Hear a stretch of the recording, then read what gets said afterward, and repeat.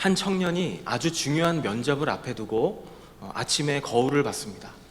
아침에 일어나서 거울을 봤더니 그 거울 속에는 헝클어진 머리, 그리고 제대로 매여 있지 않은 넥타이가 그대로 보였습니다. 그런데 청년은 시간이 없다는 이유로 머리를 빗지 않고 넥타이를 고치지도 않은 채로 그대로 면접장에 갔습니다. 면접관들은 그 청년을 보고 표정이 굳었다고 합니다. 거울은 분명히 그 청년의 모습을 있는 그대로 보여주었지만 거울을 보고 자신의 모습을 정돈하는 그 일은 청년 자신의 몫이었습니다. 하나님의 말씀도 마찬가지입니다. 야고보서는 하나님의 말씀을 거울로 우리에게 비유하고 있습니다. 말씀을 듣기만 하고 행하지 않는 사람은 마치 거울로 자기의 얼굴을 보고서도 잊어버리는 사람과 같다라고 성경은 말씀합니다. 야고보서 1장 23절부터 25절 같이 읽겠습니다. 만일 누가 말씀을 듣기만 하고 실천하지 않는다면 이 사람은 자기의 생긴 얼굴을 거울에 비춰보는 사람과 같습니다. 그는 거울을 보고 돌아서서는 자신의 모습이 어떠한지 금방 잊어버립니다. 그러나 자유하게 하는 온전한 율법을 자세히 살피고 율법 안에 거하는 사람은 듣고 잊어버리는 사람이 아니라 실천하는 사람입니다. 이 사람은 자신이 행하는 일에 복을 받을 것입니다. 하나님께서는 하나님의 말씀을 통해서 우리의 마음 그리고 우리의 삶의 모습을 보게 하시지만 하나님의 말씀 앞에서 순종하고 그리고 우리의 모습을 바로잡는 일은 우리 스스로가 해야 할 몫입니다. 우리가 지금까지 살펴본 것처럼 성벽을 완공한 이스라엘 백성들은 피곤하고 너무나 힘든 상황 속에 있었지만 그럼에도 불구하고 에스라에게 찾아갔습니다. 그 이유는 바로 하나님의 말씀을 알고 싶다는 것이었습니다. 백성들이 자발적으로 물문 앞에 있는 광장에 모여서 하나님의 말씀을 듣고 자신의 죄를 회개하고 그리고 하나님의 말씀에 아멘, 아멘이라고 대답했던 장면들을 우리는 지난 시간에 살펴보았습니다. 오늘 본문은 이스라엘 백성들이 이 물문 앞 광장에서 영적인 부흥을 크게 경험하고 난 그 뒤의 일들을 기록하고 있습니다. 백성들은 하나님의 말씀을 듣는 것에서 끝나지 않았습니다. 이제부터는 변화된 삶을 살겠다고 하나님 앞에서 다짐했고 그리고 결단하고 있는 모습을 성경은 우리에게 보여주고 있습니다. 로마서 12장에 보면 진정한 예배가 무엇인지를 말씀합니다. 진정한 예배는 우리의 삶으로 하나님을 예배하는 것, 그것이 성경이 말씀하고 있는 진정한 예배입니다. 오늘 함께 나눌 내용은 이것입니다. 그렇다면 오늘 본문에 나타난 삶으로 예배하는 공동체의 특징은 무엇일까요? 삶으로 예배하는 공동체의 첫 번째 특징은 바로 하나님의 말씀이 삶의 기준이 되는 공동체라는 것입니다. 실제로 삶 속에서 이 백성들은 말씀을 자신들의 삶의 기준으로 삼고 이제는 구별된 삶을 살겠습니다 라고 결단하는 모습을 성경을 통해서 우리가 볼 수가 있습니다. 이스라엘 백성이 무너지게 된 이유가 무엇일까요? 정치적으로도 경제적으로도 중요한 문제들이 있었던 것이 사실입니다. 그러나 영적인 눈으로 바라보면 그들의 삶에서 가장 큰 문제는 바로 하나님의 말씀이 무너져 있었다는 것이었습니다. 말씀이 삶의 기준이 되어야 하는데 그 기준이 무너져 버린 것입니다. 느헤미야 9장 26절 같이 읽겠습니다. 그럼에도 불구하고 그들은 불순종했고 주를 거역했습니다. 주의 율법을 뒤로 제쳐두고 그들을 죽게로 돌이키려고 타이르는 예언자들을 죽이기까지 했습니다. 또 34절을 보면 이런 내용이 나옵니다. 우리 느헤미야 9장 34절 같이 읽겠습니다. 우리 왕들과 우리 지도자들과 우리 제사장들과 우리 조상들은 주의 율법을 따르지도 않았고 주의 계명과 주께서 주신 경고에 신경 쓰지도 않았습니다. 이 두 말씀의 공통점이 무엇일까요? 바로 하나님의 말씀을 지키지 않고 순종하지 않았다는 것입니다. 하나님께서 이 백성들에게 특별히 조심해야 한다라고 경고하신 그 경고의 메시지까지 무시했다는 것입니다. 결국 이스라엘이 무너졌던 이유는 정치나 경제적인 문제보다도 먼저 하나님의 말씀의 기준이 무너졌기 때문이었습니다. 그런데 놀라운 것은 이 백성들이 물문 앞 광장에 모여서 하나님의 말씀을 통해 부흥을 경험한 후에는 그들의 삶이 새로워졌다는 것입니다. 삶이 새로워진 이 백성들이 가장 먼저 세웠던 삶의 기준은 바로 하나님의 말씀이었습니다. 느헤미야 10장 29절 앞부분 같이 읽겠습니다. 그 형제 귀족들과 마음을 같이해 하나님의 종 모세를 통해 주신 하나님의 율법을 따르고 우리 주 여호와의 모든 계명과 규례와 율례를 잘 지키기로 맹세했으며. 백성들이 예전에는 하나님의 말씀을 무시하고 가볍게 여겼습니다. 그런데 하나님의 말씀을 듣고 난 이후에는 하나님의 말씀과 말씀의 은혜를 다시금 깨닫고 나니까 하나님의 말씀이 얼마나 소중하고 귀한지를 알게 된 것입니다. 우리의 삶도 그렇습니다. 인생이 무너지고 또 삶이 흔들릴 때 우리가 가장 먼저 세워야 할 것이 무엇일까요? 그것은 하나님의 말씀인 줄로 믿습니다. 우리의 하나님의 말씀이 우리 삶의 기준이 될 때 우리의 삶도 말씀 안에서 바르게 세워지는 것을 경험하게 될 것입니다. 오늘 우리가 살아가는 이 시대를 우리는 포스트 모더니즘 시대라고 이야기합니다. 이 세상에 절대적인 것이 없다는 것입니다.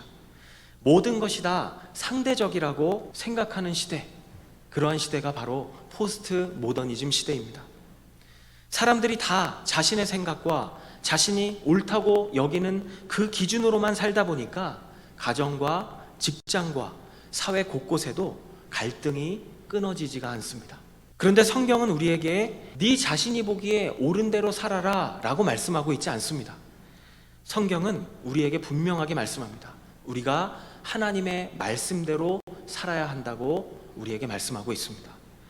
이스라엘의 역사상 가장 어두웠던 시대가 언제였습니까? 그 중에 하나를 꼽으라면 바로 사사시대를 이야기할 수가 있습니다. 사사기 21장 25절 말씀 우리 같이 읽겠습니다. 그 당시 이스라엘에는 왕이 없어서 모두가 자기 마음대로 행동했습니다. 지금 우리가 읽은 말씀처럼 백성들 모두가 자기가 보기에 옳은 대로만 살다 보니까 역사상 가장 어둡고 가장 힘든 시대를 맞이하게 된 것입니다. 사랑하는 여러분, 하나님의 백성은 내 생각과 내 방식을 따라 살아가는 사람들이 아닙니다. 우리는 하나님의 말씀을 따라 살아가는 사람들입니다. 우리의 가정과 일터와 또 삶의 자리에서 갈등이 일어나는 이유들을 자세히 들여다보게 되면 대부분 다 자신이 옳다고 하기 때문에 갈등이 일어난다는 것을 우리는 너무나 잘 알고 있습니다. 바로 그 순간 우리 신앙인들이 붙잡아야 할 것, 그것이 무엇일까요? 그것이 바로 말씀이 우리의 기준이 되어야 한다는 것입니다. 말씀이 우리의 삶 가운데 다시 세워질 때 우리의 삶과 우리가 속한 공동체가 다시 하나님의 은혜 가운데 세워지게 될 줄로 믿습니다. 오늘 본문인 느헤미야 10장 30절 그리고 31절 말씀을 보게 되면 하나님의 말씀을 따라 살겠다고 결단했던 이 백성들이 대표적으로 두 가지를 하나님 앞에서 반드시 지키겠다고 서약하고 있는 장면이 나옵니다.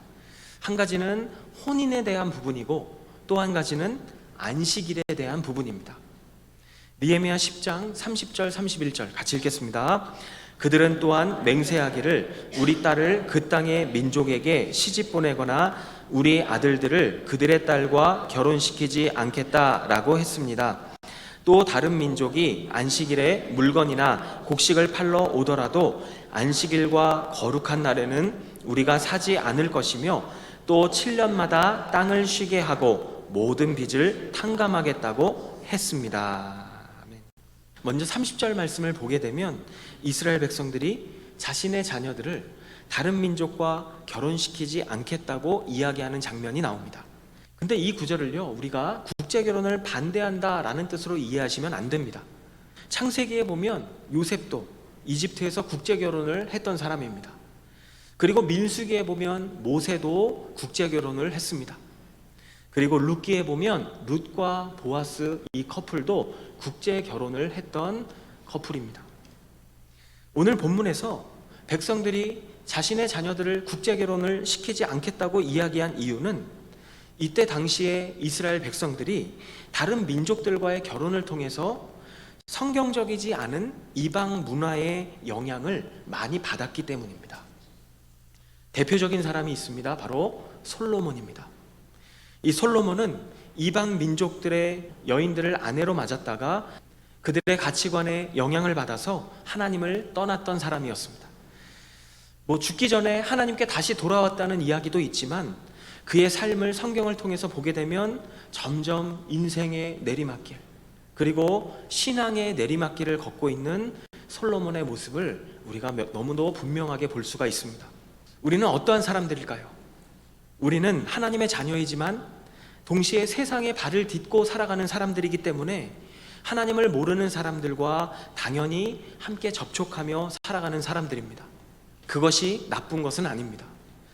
그런데 무엇보다 우리에게 가장 중요한 것은 우리가 어디에 있든지, 무엇을 하든지, 그리고 누구와 함께 있든지 우리는 하나님의 자녀라고 하는 그 정체성을 분명하게 가지고 살아야 한다는 것입니다. 이것이 바로 혼인에 대한 결단에 담겨 있는 백성들의 마음이자 고백이었습니다. 두 번째로 31절에 보니까 백성들이 안식일을 지키는 삶을 살겠다라고 이야기합니다. 안식일이 어떤 날일까요? 안식일은 단순히 쉬는 날이 아니라 이 세상을 창조하신 우리의 삶의 주인이신 하나님을 기억하는 날, 그날이 바로 안식일입니다. 이 구약시대의 이스라엘 백성들을 보면 하나님께서 6일 동안 세상을 창조하시고 7일째 되는 날 쉬셨습니다. 그랬기 때문에 자신들도 하나님께서 보여주셨던 그 안식일의 정신을 따라 매주 토요일을 안식일로 지켰습니다. 제가 토요일을 안식일로 지켰다고 말씀을 드리면 어떤 분들은 아마 이렇게 생각하시는 분들도 계실 겁니다. 7째 되는 날은 일요일인데 왜 토요일이라고 말할까? 이렇게 생각하시는 분들이 분명히 계실 것입니다. 그런데 이 유대인들이 토요일을 안식일로 지킨 이유는 고대 히브리인들의 시간 계산 방법 때문에 그렇습니다. 창세기 1장 5절 말씀 우리 같이 읽겠습니다. 하나님께서 그 빛을 낮이라 부르시고 그 어둠을 밤이라 부르셨습니다. 저녁이 되고 아침이 되니 첫째 날이었습니다. 우리는 하루를 계산할 때 어떻게 시작하죠? 아침에서 시작해서 저녁에 하루가 끝납니다. 그런데 유대인들은 다릅니다. 유대인들의 하루는 해가 질 때가 새로운 하루가 시작되는 시간입니다. 이러한 이유 때문에 구약시대 유대인들은 토요일을 안식일로 지켰습니다. 그런데 우리 그리스도인들은 일요일에 예배를 드리고 있죠. 예수님께서 이 땅에 오셔서 십자가에서 죽으시고 부활하신 날, 그날이 바로 일요일이기 때문입니다. 우리 마태복음 28장 1절 같이 읽겠습니다. 안식일 다음 날 바로 그 주의 첫날 동틀 무렵 막달라 마리아와 다른 마리아가 무덤을 보러 갔습니다. 여기서 안식일 다음 날은 바로 유대인들이 안식일로 생각했던 토요일 다음 날을 이야기합니다. 바로 일요일을 이야기하죠. 그리고 주의 첫날, 이 복음서는 예수님이 부활하신 다음에 기록이 되었기 때문에 이 초대교회 성도들이 주일이라고 부르는 날이 바로 예수님께서 부활하신 일요일을 이야기하는 것입니다. 자, 이 일요일 새벽에 마리아와 다른 마리아가 예수님의 무덤을 보러 갔다고 복음서에서 말씀합니다. 유대인들의 시간으로 보면 토요일 저녁부터 일요일 저녁까지의 시간이 바로 일요일인 것이죠. 신약시대의 교회는 예수님이 부활하신 일요일에 모여서 함께 예배를 드리기 시작했습니다. 주일에 모여서 예배드렸던 전통을 성경에서도 찾아볼 수가 있습니다. 사도행전 20장 7절 같이 읽겠습니다. 안식 후 첫날에 우리는 빵을 떼기 위해 모였습니다. 유대인들이 안식일은 토요일이라고 말씀드렸죠. 안식 다음 날 일요일에 초대교회 성도들은 빵을 떼기 위해 예배드리고 함께 교제하기 위해 모였다고 말씀합니다. 고린도전서 16장 2절 같이 읽겠습니다. 매주 첫날에 여러분 각자가 수입에 따라 저축해서 내가 갈 때 헌금하는 일이 없게 해주십시오. 이런 신약교회의 전통을 따라서 우리 그리스도인들은 예수님이 부활하신 일요일을 안식일로 정해서 지키고 있는 것이고, 하나님께 예배드리는 시간을 통해서 내가 하나님의 자녀라는 사실을 기억하며 또 새로운 한 주간을 시작하는 것입니다. 지금까지 살펴본 것처럼 이스라엘 백성들의 이 혼인에 대한 결단, 또 안식일에 대한 의지를 보게 되면 이 백성들이 얼마나 하나님의 말씀을 삶의 기준으로 여기며 살아가고 싶어 하는지를 알 수가 있습니다. 사랑하는 여러분, 새로운 한 주간을 살아가실 때 저와 여러분의 삶에서도 하나님의 말씀이 삶의 기준이 될 수 있기를 간절히 소망합니다. 오늘 본문에 나타난 삶으로 예배하는 공동체의 특징, 첫 번째는 바로 하나님의 말씀이 삶의 기준이 되는 공동체였다는 것입니다. 삶으로 예배하는 공동체의 특징, 두 번째는 바로 하나님을 향한 헌신으로 세워지는 공동체였다는 것입니다. 이제 백성들은 자신이 속해 있는 공동체의 앞날을 위해서 지금 헌신을 다짐하고 있는 장면을 우리는 32절 이후부터 볼 수가 있습니다. 대표적으로 등장하는 것이 바로 첫 열매와 11조입니다. 하나님께서는 왜 첫 열매를 하나님 앞에 드리라고 말씀하셨을까요? 하나님을 향한 우리의 마음과 관련이 있기 때문입니다. 가장 첫 번째 것을 하나님 앞에 드림으로써 이 모든 결과물들이 하나님의 은혜로 나에게 주어졌다는 것을 고백하는 것이 바로 첫 열매를 드리는 것의 정신인 것입니다. 11조도 마찬가지입니다. 우리가 하나님 앞에 11조를 드릴 때에도 왜 드리는지를 알고 드리는 것이 중요합니다. 그렇다면 우리가 11조와 헌금을 드리는 이유를 성경에서는 어떻게 말씀하고 있을까요? 11조에 대한 성경의 첫 번째 메시지는 바로 믿음의 표현이라는 것입니다. 말라기 3장 8절 같이 읽겠습니다. 사람이 하나님의 것을 훔칠 수 있을까? 그런데 너희는 내 것을 훔쳤다. 그러나 너희는 우리가 어떻게 주의 것을 훔쳤다고 그러십니까? 라고 말하는구나.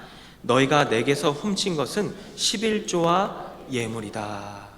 신명기 8장 17절과 18절 그리고 역대상 29장 12절과 14절에 보면 우리의 물질과 능력과 시간 같은 우리에게 주어진 모든 것은 사실 내 것이 아니라 하나님께로부터 받은 것이라고 말씀합니다. 사실상 우리의 모든 것이 하나님의 소유라는 것입니다.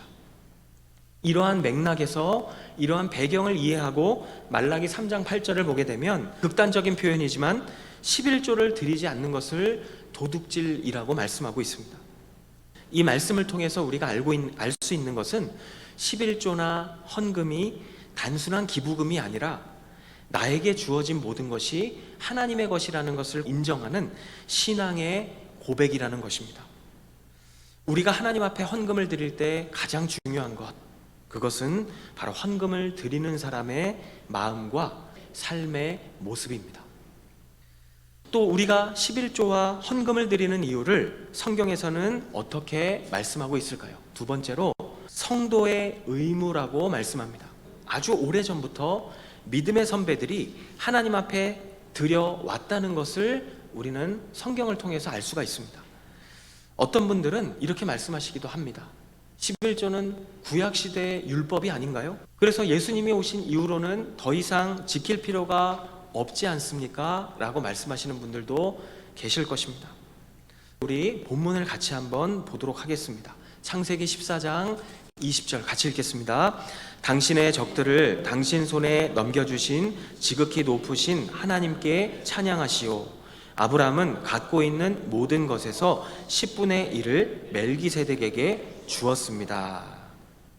이 장면을 보게 되면 아브라함이 아주 아침 일찍 새벽에 기습작전을 펴서 자신의 조카였던 롯을 구출하고 그리고 전리품까지 챙겨서 승리하고 돌아오는 장면입니다. 아마 그의 마음은 굉장히 자신감으로 넘쳤을 것입니다. 내가 새벽에 기습해야 되겠다는 그 생각을 가진 것 정말 좋은 아이디어였어. 내가 전략을 참 잘 세웠어. 그리고 내가 평소에 군인들을 잘 훈련시켰던 것 같아. 아마 이런 생각이 아브라함의 마음속에 있었을 것입니다. 그런데 아브라함이 멜기세덱을 만났을 때 방금 우리가 읽었던 20절 말씀의 이야기를 듣습니다. 멜기세덱이 했던 말의 핵심은 이것입니다. 아브라함, 당신이 승리한 이유는 당신 때문이 아니라 하나님께서 적들을 당신의 손에 넘겨주셨기 때문입니다 라는 것입니다. 아브라함은 그 말을 듣고 나서 자신이 가진 것의 10분의 1을 이 제사장에게 주는 장면이 바로 이 장면입니다. 이 장면이 바로 성경에서 최초로 등장하는 11조를 드리는 장면입니다. 창세기 28장 22절 또 같이 읽겠습니다. 제가 기둥으로 세운 이 돌이 하나님의 집이 될 것입니다. 그리고 하나님께서 제게 주신 모든 것의 10분의 1을 하나님께 드리겠습니다. 이 장면은 야곱이 형을 속이고 삼촌의 집으로 도망가는 그 중간에 돌베개를 베고 잠이 들었던 그 장면입니다. 아마 굉장히 무섭고 두려웠을 것입니다. 그런데 꿈에서 천사가 사닥다리를 오르락 내리락 하는 그 모습을 보면서 야곱은 자신을 지켜주시는 하나님, 그 하나님을 보게 된 것입니다. 그리고 나서 하나님께 약속하는 장면이 바로 우리가 지금 읽은 장면입니다. 이 장면에서 야곱은 하나님께 11조를 드리겠다고 약속하고 있습니다. 이 아브라함과 야곱은 율법을 받기 훨씬 오래전부터 살았던 사람들인데 11조는 율법 시대 이전부터 이미 존재하고 있었다는 것입니다. 그렇다면 신약으로 가서 예수님은 11조에 대해서 어떻게 말씀하셨을까요? 우리 마태복음 23장 23절 같이 읽겠습니다. 너희에게 화가 있을 것이다. 율법학자와 바리새파 위선자들아, 너희는 박하와 회향과 근체의 11조를 바치면서 율법 가운데 더 중요한 정의와 자비와 신의는 무시해버렸다. 그러나 11조도 바치고 이런 것들도 소홀히 하지 말아야 했다. 이 장면은 예수님께서 율법의 정신을 잃어버리고 형식에 찌들어 있는 서기관 그리고 바리새인들을 향해서 하신 말씀입니다. 이 구절을 잘 읽어보면 예수님은 11조를 부정하지 않으셨습니다. 서기관과 바리새인들이 11조는 드리고 있었지만 율법의 정신을 버렸다는 것을 지적하시면서 이것도 행하고 11조도 드리고 율법의 정신도 행해야 한다라고 이야기하십니다. 형식과 정신을 둘 다 말씀하고 계시는 예수님의 말씀을 우리는 성경을 통해서 확인할 수가 있습니다. 정리한다면 11조는 율법 시대 이전에도 존재하고 있었고 예수님께서도 부정하지 않으셨던 신앙의 전통이었습니다. 세 번째로 이 11조와 헌금은 바로 사역의 기초가 된다고 말씀합니다. 말라기 3장 4절부터 5절 같이 읽겠습니다. 그러면 유다와 예루살렘의 제물들이 이전처럼 곧 옛날처럼 여호와께서 기뻐하실 만한 것이 될 것이다. 그러므로 내가 심판하기 위해 너희에게 가까이 나아가겠다. 마법사들, 간음하는 사람들, 거짓 증언하는 사람들, 그리고 일꾼의 품삯을 착취하고 과부와 고아를 압제하고 이방 사람의 권리를 박탈하면서도 나를 경외하지 않는 사람들에 대해 즉시 증인이 되겠다. 만군의 여호와께서 말씀하셨다. 이때 당시에 하나님께 드렸던 예물들은 사회적으로 어려운 사람들을 위해서 사용되었습니다.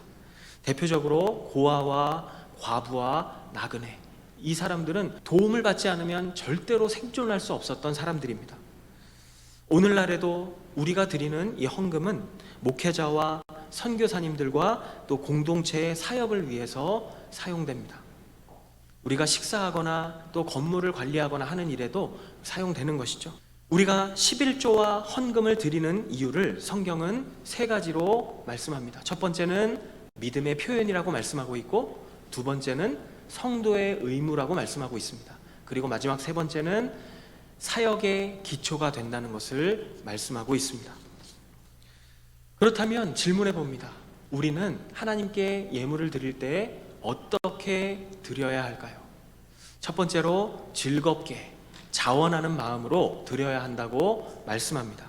고린도후서 9장 7절, 각자 마음에 정한 대로 하되 아까워하거나 억지로 하지 마십시오. 하나님께서는 기쁨으로 내는 사람을 사랑하십니다.